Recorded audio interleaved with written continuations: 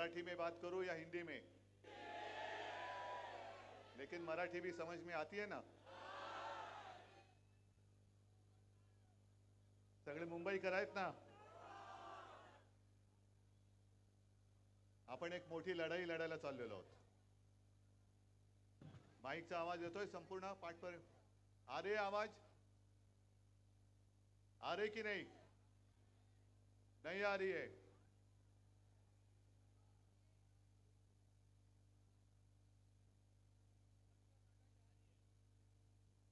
येतोय आवाज? हाँ ठीक है.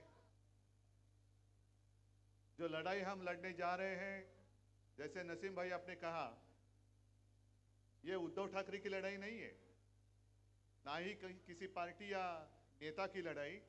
ये तो आप सबकी लड़ाई है, आपके भविष्य की लड़ाई है, अपने देश की लड़ाई है, अपने देश के आज़ादी की लड़ाई है, अपने देश के प्रजातंत्र की लड़ाई है. और इसलिए मैं कहता हूं, सिर्फ हम लड़ने नहीं जा रहे, ये तो लड़ाई हमें जीतनी ही होगी. जीत के साथ मैदान में उतरना होगा. मी मैदानात उतरलेलो आहेच. पूरा महाराष्ट्र घूम रहा हूं और कहीं भी मुझे ऐसे नहीं दिखाई दे रहा है कि लोग निराश होकर बने. लोग तो इंतजार कर रहे हैं, कभी हमें मौका मिल रहा है. और जब मोदी जी ने नारा दिया था अब की बार 400 पार, तो आपने क्या नारा दिया? अब की बार भाजपा तड़ी पार. आज तक ऐसा चुनाव कभी हुआ मुझे नहीं लगता. जिस तरीके से प्रधानमंत्री जी मोदी जी बात कर रहे हैं, भाषा मोदी जी मेरे देश के प्रधानमंत्री जी के मुंह में शोभा नहीं देती है.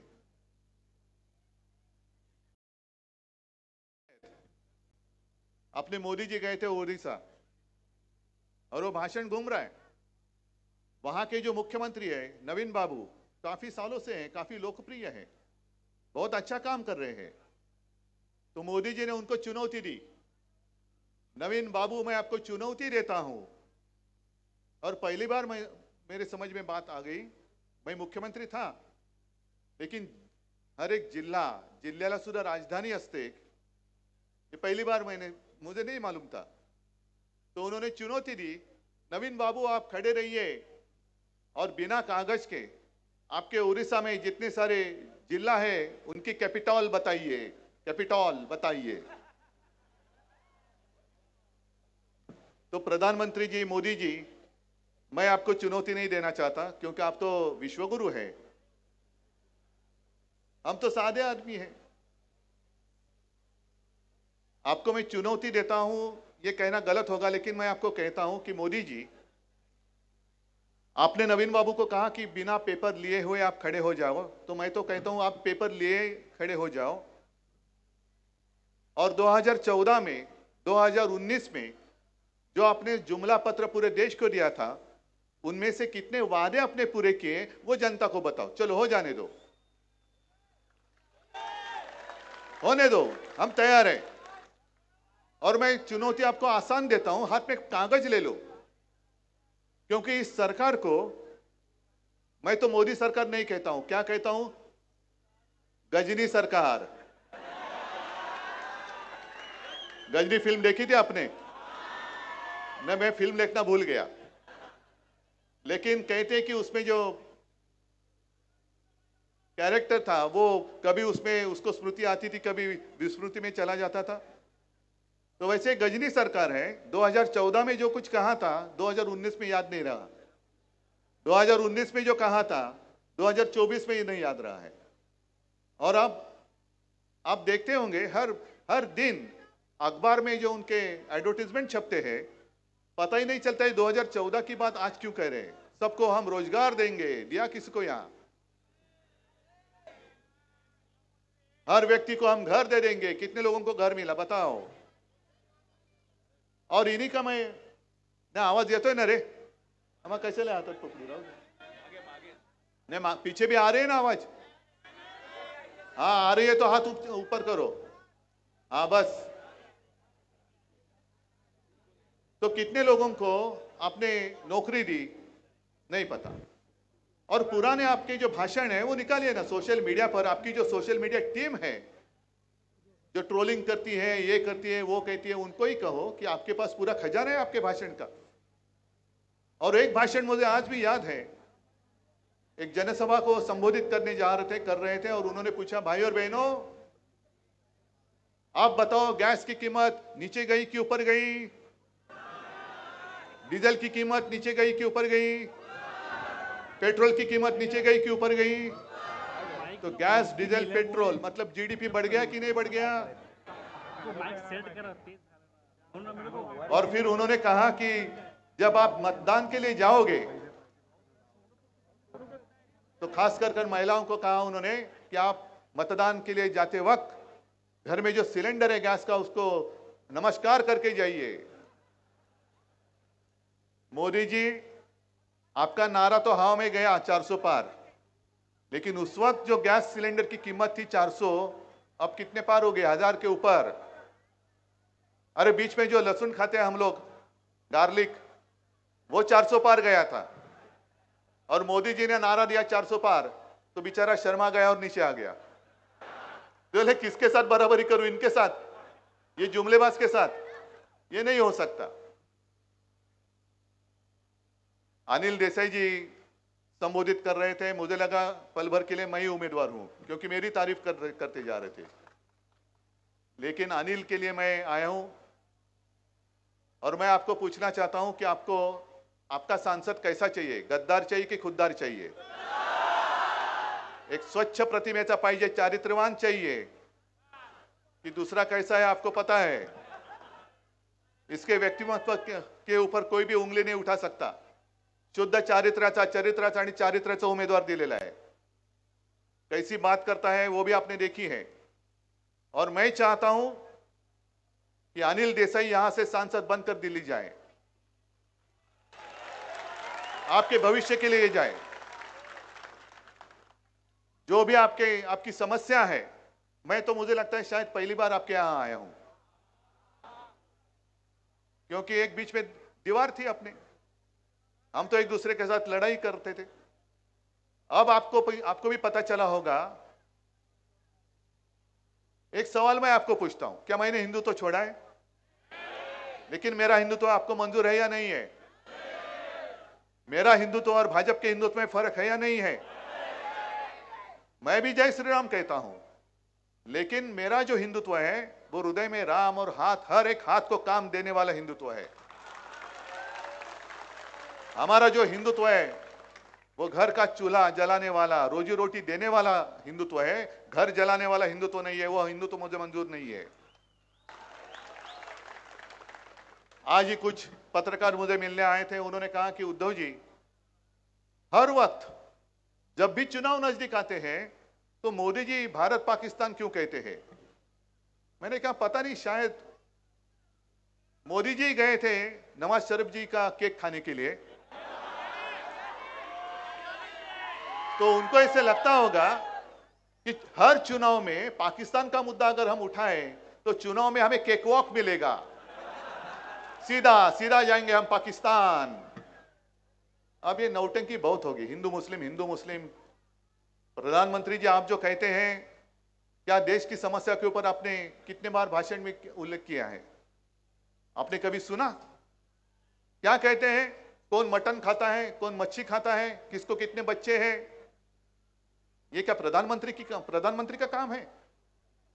और इसलिए मैं कहता हूं, प्रधानमंत्री जी, मोदी जी, आपकी जो पार्टी है भाजपा, उसको राजनीति में संतान नहीं होती तो मेरा क्या गुनाह है?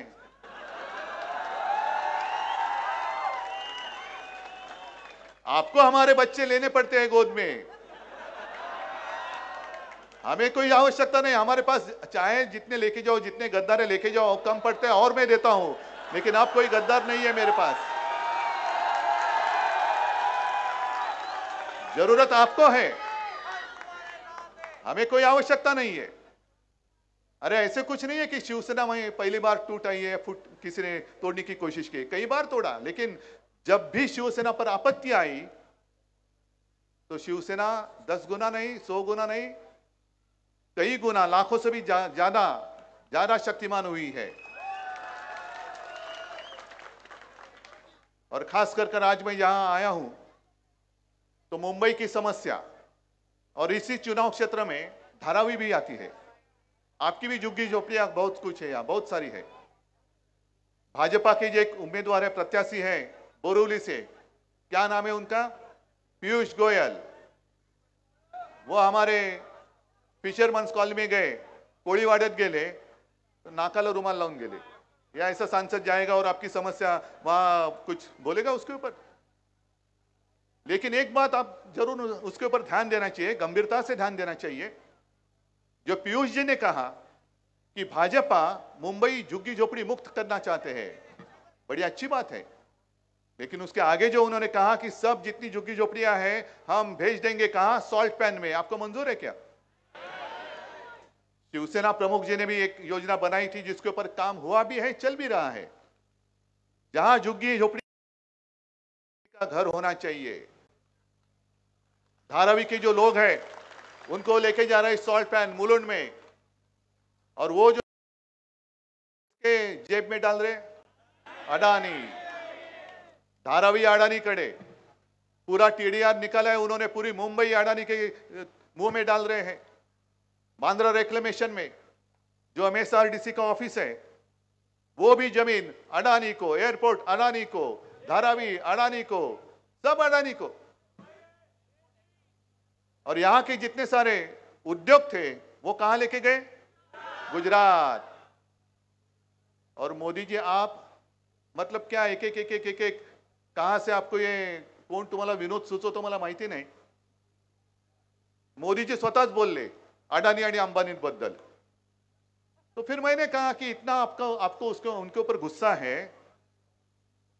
अडानी और अंबानी ने राहुल गांधी जी को कितने ट्रक भर भर के माल दिया है।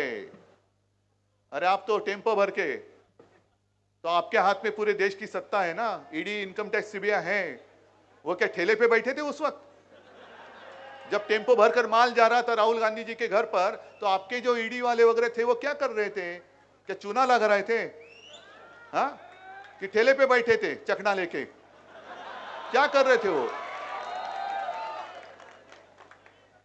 लेकिन एक बात ध्यान में रखो, मोदी जी ने बात कही, मतलब उन्होंने जाहिर कर दिया। उन्होंने जो नोटबंदी की थी, क्यों की थी? काला धन नष्ट करने के लिए। काला धन नष्ट करने के लिए आपने जो नोटबंदी की थी, उसके बावजूद अगर ये लोग काला धन राहुल गांधी जी को दे रहे हैं, मतलब आपकी नोटबंदी नाकामयाब हुई है, नाकामयाब हुई है। और अब उनकी आंख है मुंबई के ऊपर, खुलेआम मुंबई को लूट रहे हैं। मैं मुख्यमंत्री था, महाविकास आघाड़ी, सब नसीम भाई और राष्ट्रवादी और कांग्रेस सारे लोग मेरे साथ थे। किसी की हिम्मत नहीं हुई थी मुंबई की ओर तिरछी नजर करके देखने के लिए, ना महाराष्ट्र की ओर। और मैंने तो आपको वचन दिया है, अपनी सरकार तो जरूर आएगी, इंडिया आघाड़ी की सरकार जरूर आएगी। और जैसे वहां दिल्ली में अपना प्रधानमंत्री बैठेगा, मैं आपको वादा करता हूं, आपको वचन देता हूं, जितना लूटा हुआ मुंबई और महाराष्ट्र का वैभव है, मैं वापस मुंबई और महाराष्ट्र को दे दूंगा। आपके आंखों के सामने आपकी रोजी रोटी छीन कर वो लेके जा रहे हैं। मेरी गुजरात से कोई दुश्मनी नहीं है, गुजरात भी मेरा है। मुंबई में कई सालों से बहुत सारे गुजराती परिवार रहते आए हैं। जैसे दूध में शक्कर मिलाते हैं, वैसे वो हम मिलजुल कर रहे हैं। मोदी जी, आप हमारे बीच में नमक क्यों छिड़क रहे हैं? बताओ, आप क्यों नमक छिड़क रहे हो? क्या किसने आपको शिकायत की थी? आप ही ने तो कहा था कि हर साल 2 करोड़ रोजगार, रोजी रोटी के लिए मैं पूरे देश में उपलब्ध करा दूंगा। क्या हुआ उस वादे का? अच्छे दिन अच्छे दिन अच्छे दिन कहां है? किसके आए अच्छे दिन? अडानी अंबानी के तो आए, लेकिन जो और एक वादा उन्होंने किया था, हर एक के अकाउंट में 15 लाख रुपए आए। मुझे एक आदमी अगर हाथ उठाकर कहेगा तो मेरा भाषण में ये रोककर घर चला जाऊंगा। आप बताओ, आपके किसी के अकाउंट में अगर 15 लाख आए होंगे तो हाथ उठाकर कहो, मैं मेरा भाषण बंद करूंगा और मोदी जी को कहूंगा कि चलो और जाओ आगे। 15 लाख दिए, अभी 30 लाख दे दो। किसी के अकाउंट में 15 लाख आए तो नहीं, लेकिन भाजपा के अकाउंट में 10,000 से भी ज्यादा करोड़ रुपया कैसे आए, कहां से आए? चंदा दो और धंधा लो, चंदा दो और धंधा लो। यहां गरीब लोग आपके पास जब काम मांगते हैं, आज ही मेरा एक इंटरव्यू आया है, सामना में आया है, चैनल में भी आया है, मराठी में है, तो मैंने यही कहा कि जब भी चुनाव आता है तो मोदी जी कहते हैं राम राम राम राम, और जब चुन कर आते हैं और कोई उनके पास जाता है तो कहते मरा मरा मरा मरा। यही इनकी नीति है। मुंबई के लिए आपने क्या किया, महाराष्ट्र के लिए क्या किया, और अब सुना है कि आने वाले कुछ दिनों में मुंबई में वो रोड शो करने जा रहे हैं। मोदी जी, मेरी विनती है आपको कि इस रोड पर रोड शो करके दिखाओ, इस रोड पर करो, देखो लोग कैसे रहते हैं। मन की बात आपने की, लेकिन जन की बात कौन सुनेगा? जन की बात देखो आप, जन में आपको जो वोट करते हैं, मतदाता हैं आपके, क्या स्थिति में रहते हैं? क्या इंसान नहीं है? मैं जब मुख्यमंत्री था, आप मुझे बताओ कि कभी मैंने आपके बीच में भेद किया? कौन हिंदू है, कौन मुसलमान है, सब जब मैं उस कुर्सी पे बैठा तो संविधान की शपथ लेके बैठा था, मोदी जी जैसे आप बैठे हैं, कि मैं किसी के साथ भेद नहीं करूंगा। कोरोना का संकट आया था, पूरे विश्व में एक संकट, आपत्ति थी, और एक बात का मुझे समाधान जरूर है, गर्व की बात नहीं, समाधान है, समाधानाची गोष्ट है। कहते हैं कि चाइना में 15 दिन में फील्ड हॉस्पिटल उन्होंने खड़ा करके दिखाया था। मैंने मेरे महाराष्ट्र में, मेरे मुंबई की जनता के लिए 17 दिन में बीकेसी में फील्ड हॉस्पिटल खड़ा करके दिखाया था। धारावी में बहुत बड़ा संकट आया था, सब लोग परेशान थे, दिल्ली से फोन आते थे मुझे, उद्धव जी क्या कुछ तो करो, कुछ तो करो। क्या करूं? नहीं ऐसा करो, वैसा करो। नहीं, ठीक, शांत रहो पहले, आप आपका काम करो, गो कोरोना गो, थाली बजाओ, दिया जलाओ, हाँ कूदो, इससे नहीं कोरोना गया। लेकिन एक बात मैं जरूर कहना चाहूंगा कि मोदी जी, जब आप पूरे देश को खाली थाली बजाने के लिए कह रहे थे, उसी वक्त मैं मेरे लोगों को 10 रुपए में शिव भोजन दे रहा था, भरी हुई थाली दे रहा था, दी मैंने। और यहाँ बहुत सारे लोग बाहर से भी होंगे, यूपी से होंगे, बिहार से होंगे, आए हैं यहाँ, यूपी बिहार के लोग हैं, है ना? तो यूपी में क्या हालत थी? यूपी में गंगा माँ, गंगा जिसको हम कहते हैं, गंगा की पूजा करते हैं, उस गंगा में कैसे लाशें बह रही थी। गुजरात में कैसे सारी चिता, जैसे सार्वजनिक चिता पेटल्या होत्या, मैदानामध्ये सार्वजनिक चिता पेटवल्या होत्या। महाराष्ट्र में ऐसा कुछ हुआ? होने दिया मैंने? तो मेरा गुनाह क्या है? मोदी जी, आपकी मर्जी। 14 और 19 में मेरा पाप था वो, अभी मुझे ऐसे लगता है, अभी वो महसूस हो रहा है मुझे कि मैंने अरे कुछ तो किया, पाप किया। आप ही ने मुझे कहा उद्धव जी आपको आना होगा। क्यों आना होगा? नहीं, वो राष्ट्रपति जी के यहाँ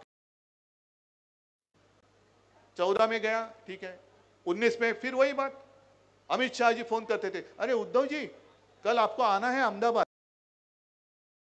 इलेक्शन का फॉर्म पर्चा भरने जा रहा हूं। चलो आता हूं। उद्धव जी आपको अभी वाराणसी आना है। क्यों? नहीं, मोदी जी जा रहे हैं वहां फॉर्म भरने के लिए। गया, फिर जीतने के बाद, अरे उद्धव जी आपको आना है। क्यों?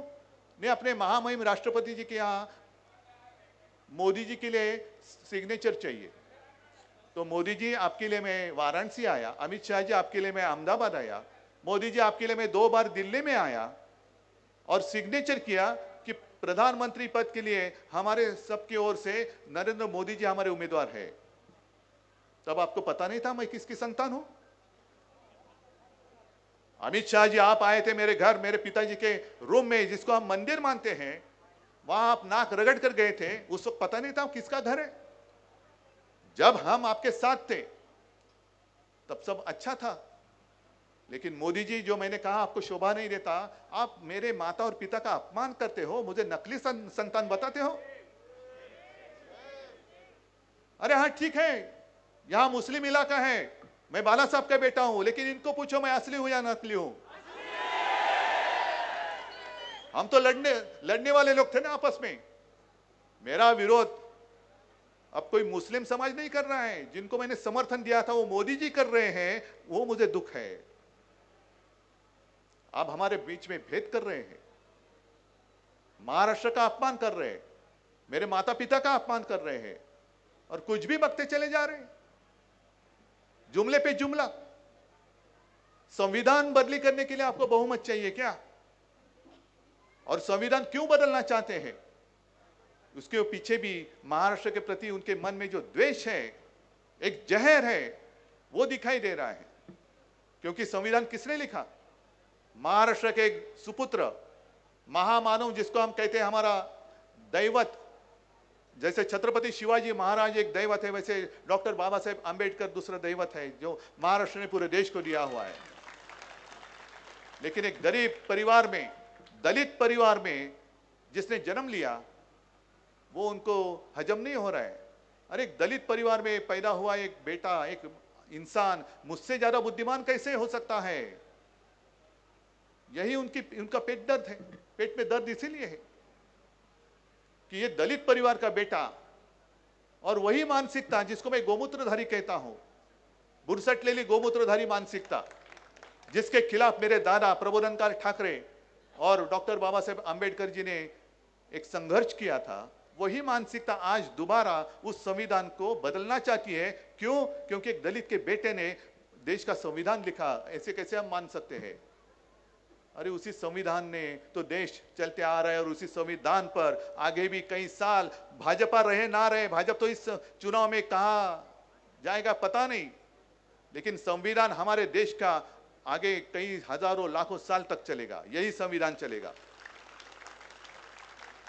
ये कोई ऐसी किताब नहीं है कि जैसे पढ़ने के बाद फेंक दिया, रद्दी मरे फेकून दिला, असं काही ते पुस्तक नहीं है। बाबा साहब आंबेडकर ने पूरा सोच समझ कर वो संविधान दिया है, और वही संविधान आपको हजम नहीं हो रहा है क्योंकि आप तानाशाह बनना चाहते हो। हम तानाशाह को बर्दाश्त नहीं करेंगे, बिल्कुल नहीं करेंगे।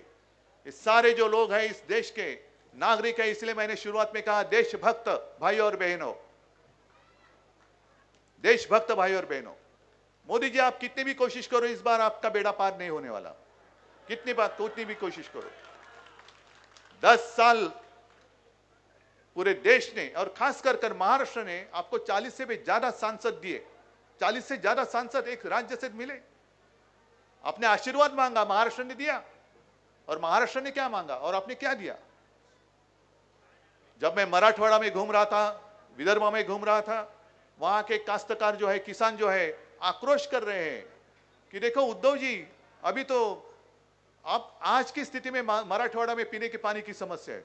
आज कौन बोल रहा है? कोई जा रहा है वहां? मोदी जी जा रहे हैं।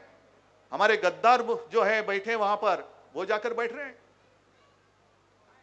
इनको तो अपनी पड़ी है, बस तुम्ही जगा किंवा मरा पण मला पंतप्रधान करा, ये इनकी नीति है।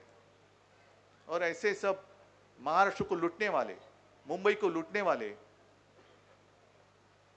मोदी जी और उनके साथी फिर से एक बार आपके पास वोट मांगने आए हैं।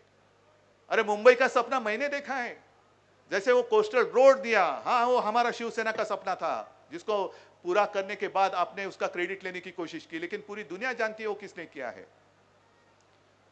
और जैसे हमने कोस्टल रोड बनाया, उसी तरीके से नसीम भाई, त्यावेळेला मी म्हणजे 14 साली केंद्र सरकार को मैंने एक प्रस्ताव दिया था। बहुत सारे लोगों को पता नहीं कि मुंबई को 2 किनारे, एक पूर्व आहे आणि पश्चिम आहे। पूर्व किनारा जो आहे तिकडे सगळं डॉकयार्ड आहे, नेवी आहे, गोरी बंदर वगैरह वगैरह सगळं आहे, जंकयार्ड है। तो मैंने कहा था, गडकरी जी को दिया था और कहा था कि यहाँ जो अब नहीं चाहिए वो आप लेके जाओ, बाहर लेके जाओ, लेके जाओ। जो काय त्याला म्हणतात दारूखाना वगैरह है, लेके जाओ गुजरात। लेके जाना चाहते ना, वो लेके जाओ गुजरात के लिए, हमें कोई आपत्ति नहीं है। लेकिन मुंबई के लिए एक अच्छी जगह हम बनाना चाहते हैं, एक सुंदर चांगला समुद्र किनारा। क्या है, अब परिवार को लेके कहां जाएंगे बताओ? कहां जाते आप घूमने के लिए? है कोई ऐसी जगह? एक तो आम्ही झू बनवला, जिजामाता उद्यान, त्याच्यामध्ये पेंग्विन आणले, काय आणि मोठं काऊर उठवलं, पेंगुइन पेंगुइन पेंगुइन। लेकिन आपको शायद पता नहीं होगा, उसी पेंगुइन के कारण वहां हजारों लाखों टूरिस्ट और मुंबईकर भी वहां जाते हैं अपने परिवार को लेके। ये हमारा काम है। और अब वहां पेंगुइन को बच्चे होने लगे हैं, तो यूपी और गुजरात गुजरात सब मांगने लगे, हमें दे दो पेंगुइन, हमें दे दो पेंगुइन। फिर वही बात, बच्चा दूसरे का, हमें दे दो हमें दे दो हमें दे दो। अरे ना आपके पास कोई सोच है, ना आपके पास कोई विचार है, सब रेडीमेड चाहिए उनको, रेडीमेड। और जितने लोगों ने उनको आपत्ति में मदद की, सबको वो खत्म करने के लिए निकले। जो मैं पूछ रहा था आपको कि मैंने ऐसा कौन सा गुनाह किया था, क्या अपराध किया था 2014 में, आज मैं जैसा हूं वैसा ही था। लेकिन मोदी जी वहां प्रधानमंत्री बने और उसके बाद 2-3 महीने में जो चुनाव हुए विधानसभा के, एकनाथ खड़से को कहा कि आप उद्धव जी को फोन करो और कहो गठबंधन हमने तोड़ दिया है। क्या कारण था, क्या वजह थी? आपने जो मुझे वचन दिया था वो तोड़ा, क्यों तोड़ा? तो ऐसे एक तो जुमलेबाज लोगों को अब दोबारा 3 बार, 2 बार तो हो गया, 2 बार, तीसरी बार नहीं होनी चाहिए। और इसलिए मैं कहने के लिए आपको आया हूं। और मुझे पक्का विश्वास है, एक आज तक कई सारे मुख्यमंत्री हुए, आगे भी होंगे, लेकिन जो सौभाग्य मुझे मिला है, आप सारे लोग मुझे अपना परिवार का एक हिस्सा मानते, पूरा महाराष्ट्र हिस्सा मानता है मुझे। मैं टीवी पे आता था, डिमोनिटाइजेशन के लिए नहीं आया था मैं, कुछ ऐसी डरावनी बात करने के लिए नहीं आया था मैं। लेकिन उस वक्त जो भी मैंने कहा वो मेरी बात आपने मानी। और अनिल जी, आपने जो बात कही कि पूरे देश में नंबर 1 मुख्यमंत्री मेरा नाम आता था, वो मेरा नाम नहीं था, आप लोगों का सहयोग था, इसलिए मेरा नाम आता था। और उस वक्त जो मेरी एक चिंता थी, एक अपनेपन से जो मैं आपसे बात कहता था, विनती करता था कि आप मुंह पे मास्क लगाओ, घर बैठकर काम करो, ऑफिस में मत जाओ, दुकान बंद करो, तो आपने बात मानी। तो उसी प्यार से, अपनेपन से आप कह रहा हूं कि कृपा कर इस बार गलती मत करो। इस बार अगर गलती की तो सिर्फ आपकी जिंदगी नहीं, आपके भविष्य, जो अगली पीढ़ी है वो आपको कहेगी, अरे मैं तो छोटा था, मैं तो छोटी थी, चुनाव लड़ने के लिए या मतदान करने का अधिकार मुझे नहीं था, लेकिन आपको तो था ना, मेरा देश आजाद था, आपने क्यों हमें गुलाम बनाया? क्या जवाब देंगे आप? क्या उत्तर है आपके पास? है कोई उत्तर? और इसलिए मैं उसी अपनेपन से कहता हूं कि अब की बार भाजपा तड़ीपार, मतलब इतना तड़ीपार करो कि दोबारा इस देश में भाजपा का कोई उम्मीदवार खड़ा नहीं होना चाहिए। और एक बात का ख्याल रखो, एक बात का ख्याल रखो, मराठीमध्ये मी बोलतो, हा भेकड जनता पक्ष है, मतलब डरने वाला है, इनमें हिम्मत नहीं है। अरे हिम्मत है तो ऐसा आ जाओ ना आमने सामने, हम हैं, आप आ जाओ। लेकिन ये सब चुरा कर रहे हैं। जो एक गाना था ना, चुरा के दिल मेरा, वैसे इनका है चुरा के धनुष्य बाण मेरा। हाँ, तो ये चोरों को वोट नहीं देना। अपना सिंबल क्या है? कळलंय सगळ्यांना? मशाल। आणि उमेदवार कोण? अनिल देसाई। एक अनिल पुढे, अनिलला मी अरे तुरे बोलतो कारण खूप जुना शिवसैनिक आहे, कडवट निष्ठावान शिवसैनिक आहे, बाळासाहेबांचा शिवसेना प्रमुखांचा शिवसैनिक आहे, स्वच्छ चारित्र्याचा, स्वच्छ चरित्र असलेला, अंगावरती कोणताही डाग नसलेला, कोणतेही भानगडी नाहीत। हा, थोडं पुढे या, कोणत्याही भानगडी नाहीत। आणि खासदार म्हणून त्यांनी उत्तम काम केलेलं आहे, म्हणून तुम्हाला एक तुमच्या हक्काचा निष्ठावान शिवसैनिक खासदार बनवण्यासाठी म्हणून दिलेला आहे अनिल देसाई आणि मशाल। एवढी मतं पडली पाहिजेत की विजय झाला पाहिजे विशाल। जय हिंद, जय महाराष्ट्र।